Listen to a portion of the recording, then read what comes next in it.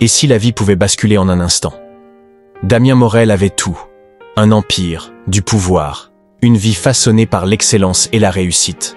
Rien ni personne ne pouvait l'arrêter. Jusqu'au jour où un accident brutal le cloua dans un fauteuil, lui arrachant ce qu'il chérissait le plus, son indépendance. Du sommet du monde, il tomba dans les abysses du désespoir. Enfermé dans une prison de silence et d'amertume, il s'était convaincu d'une chose. Plus jamais il ne marcherait, plus jamais il ne serait l'homme qu'il était. Mais alors qu'il avait perdu foi en lui-même, une femme fit irruption dans sa vie. Léa. Elle n'était qu'une aide-soignante parmi tant d'autres. Du moins, c'est ce qu'il pensait. Pourtant, jour après jour, avec une douceur implacable et une force silencieuse, elle brisa ses murs. Elle l'obligea à affronter ses peurs. Elle l'obligea à croire de nouveau. Jusqu'au jour où l'impensable se produisit. Était-ce un miracle? Ou la preuve que lorsque l'amour et la détermination s'unissent, rien n'est impossible? Voici l'histoire d'un homme qui a tout perdu, pour finalement découvrir ce qui comptait vraiment. Une histoire de résilience, de combat, et d'un amour qui défie le destin. Accrochez-vous, car ce récit pourrait bien vous bouleverser. Assise sur le bord de la baignoire luxueuse, Léa ajusta la température de l'eau avant de se tourner vers l'homme qu'elle devait laver. Damien Morel, autrefois un brillant entrepreneur et milliardaire influent, était aujourd'hui un homme brisé, cloué dans un fauteuil roulant après un accident de voiture tragique. Léa avait été engagée par la famille de Damien pour s'occuper de lui. Chaque jour, elle lui donnait son bain avec douceur et professionnalisme, malgré son silence glacial et son regard empreint de désespoir.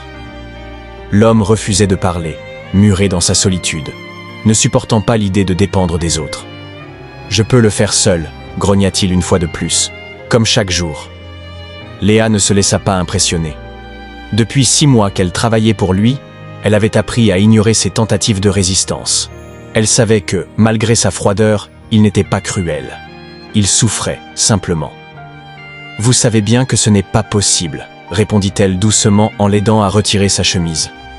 Les cicatrices sur son torse témoignèrent de la violence de son accident. Damien détourna le regard, honteux, mais Léa continua son travail avec patience. Elle frotta son dos, versa de l'eau tiède sur ses épaules et lava ses cheveux d'un geste apaisant. Chaque jour, c'était la même routine. Mais ce jour-là, quelque chose d'inhabituel se produisit. Alors qu'elle se penchait pour prendre une serviette, Damien, qui ne ressentait plus ses jambes depuis l'accident, frissonna soudainement. Il fronça les sourcils, la panique dans le regard. « Attends, j'ai senti ça. » Léa le fixa, surprise. « Sentir quoi ?» demanda-t-elle. « L'eau, sur mes jambes. » Un silence s'installa. Le cœur de Léa battit plus vite. Elle posa doucement sa main sur sa cuisse. « Et maintenant ?» murmura-t-elle. Damien sursauta légèrement. « Je crois que je l'ai senti aussi. » Les larmes lui montèrent aux yeux. Cela faisait 2 ans qu'il n'avait rien ressenti sous la taille. 2 ans d'espoir anéanti, de médecins pessimistes. Et voilà qu'un simple bain réveillait une sensation oubliée. Léa porta une main tremblante à sa bouche. C'est un miracle. Les jours suivants, Damien fit des tests. Les médecins confirmèrent une amélioration. La rééducation fut lancée immédiatement. Et à chaque séance, Léa était là, l'encourageant, l'aidant à surmonter ses peurs. Les semaines passèrent. Un matin, alors qu'elle l'attendait comme d'habitude dans la salle de bain, il apparut devant elle, debout, appuyé sur une béquille. « Surprise », dit-il avec un sourire tremblant. Les larmes de Léa coulèrent sans qu'elle puisse les retenir. Elle se précipita vers lui, et pour la première fois, il l'enlaça. « Merci Léa.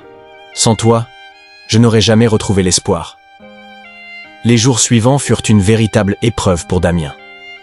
Lui, l'homme autrefois si puissant, se retrouvait vulnérable devant cette femme qui lui inspirait autant de respect que de frustration.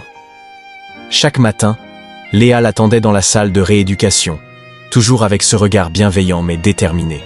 Elle ne le ménageait pas, l'encourageait à dépasser ses limites. « Encore une fois, Damien, tu peux le faire », insistait-elle en le voyant vaciller sur ses jambes. « C'est facile à dire quand on n'est pas à ma place », rétorquait-il le souffle court. « Non, ce n'est pas facile. Mais tu veux vraiment tout gâcher après avoir retrouvé des sensations. Son ton doux mais ferme le désarmait toujours. Il ne pouvait jamais rien lui répondre, car elle avait raison. Elle avait cette manière de le pousser sans jamais l'humilier, de l'aider sans le rendre plus dépendant. Peu à peu, un lien spécial se tissa entre eux. Damien se surprenait à attendre ces moments où Léa l'accompagnait dans chaque exercice. Elle ne se contentait pas d'être son aide-soignante, elle était son pilier. Mais tout changea lorsque Léa commença à prendre ses distances. Un soir, alors qu'ils venaient de terminer une séance, Léa rangea ses affaires plus rapidement que d'habitude. Damien le remarqua immédiatement. « Tu es pressé ?» demanda-t-il, essayant d'adopter un ton léger. Elle évita son regard. « Un peu, oui.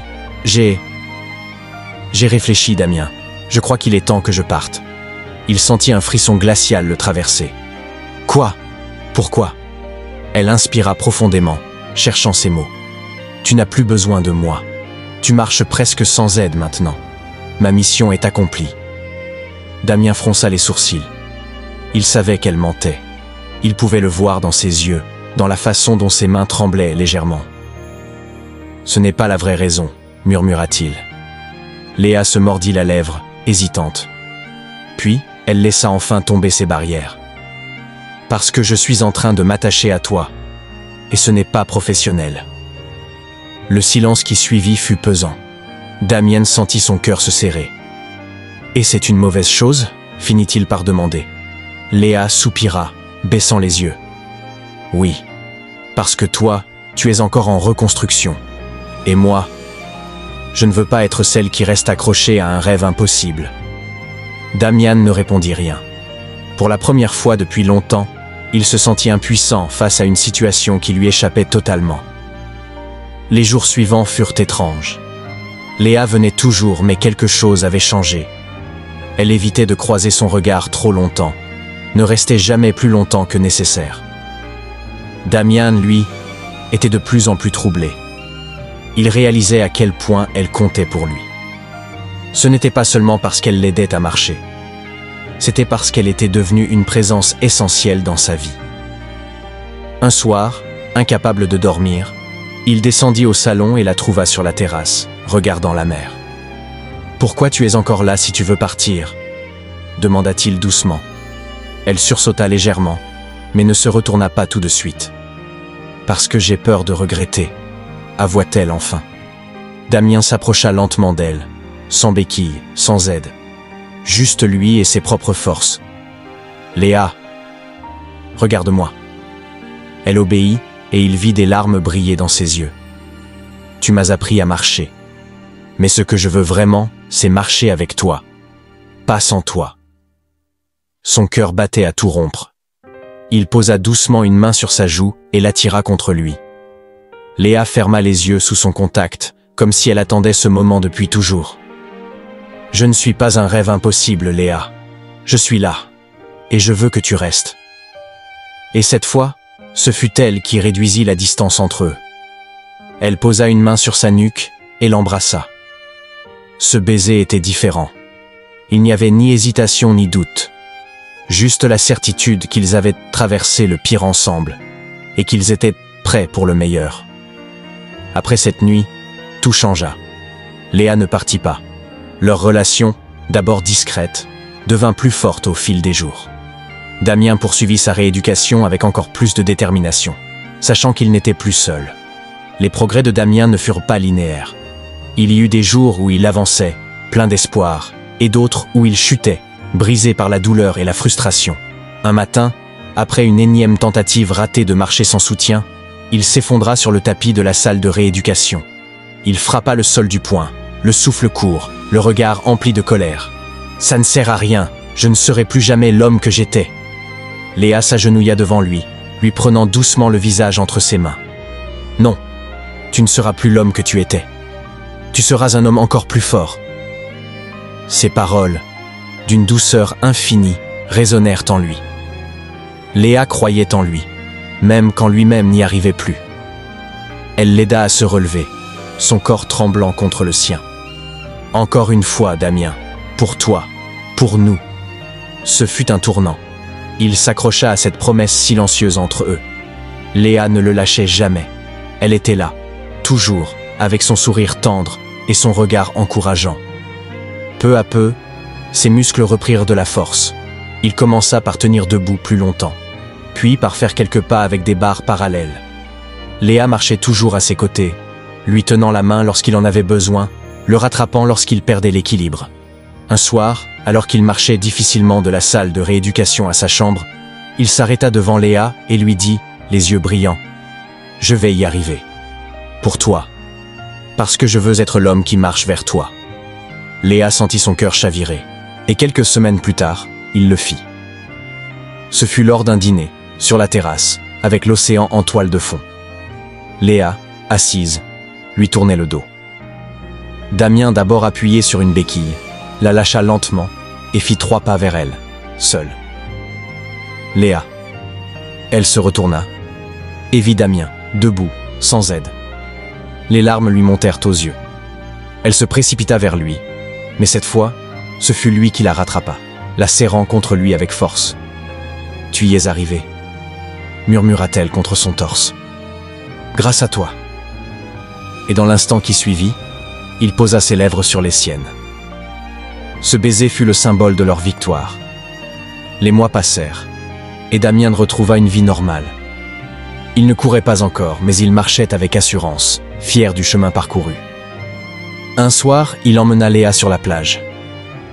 L'air était doux, l'horizon teinté de nuances dorées. Il lui prit la main et la regarda avec une intensité qui fit battre son cœur plus vite.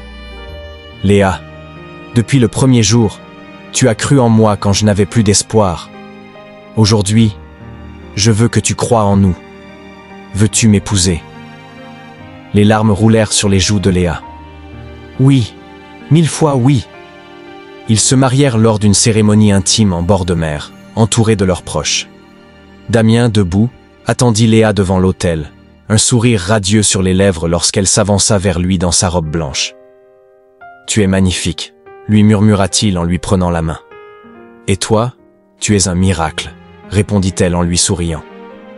Les années passèrent, et leur amour ne fit que grandir. Damien, redevenu un homme d'affaires prospère, trouva un nouvel équilibre entre sa carrière et sa famille. Ils eurent 2 enfants, un garçon, Gabriel, et une fille, Élise. Chaque jour, Damien jouait avec eux, courant après eux dans le jardin, les portant sur ses épaules, savourant chaque instant de cette vie qu'il avait failli perdre. Parfois, lorsqu'il se retrouvait seul, Léa posait une main sur son torse et murmurait « Tu te souviens du jour où tu as marché vers moi ?» Il embrassait alors tendrement son front et répondait « Oui. Et ce jour-là, j'ai su que je voulais marcher à tes côtés pour toujours. » Et c'est ainsi que leur histoire, née d'un miracle, devint un amour éternel. La vie nous met parfois face à des épreuves insurmontables, des obstacles qui semblent nous condamner à l'échec. Mais ce n'est pas la chute qui définit qui nous sommes, c'est la manière dont nous choisissons de nous relever. Damien pensait avoir tout perdu, mais il a découvert que la plus grande richesse ne se mesure pas en millions, mais en amour, en espoir et en persévérance. Et si cette histoire nous apprend une chose, c'est que parfois, le plus beau miracle, c'est simplement d'avoir quelqu'un qui croit en nous.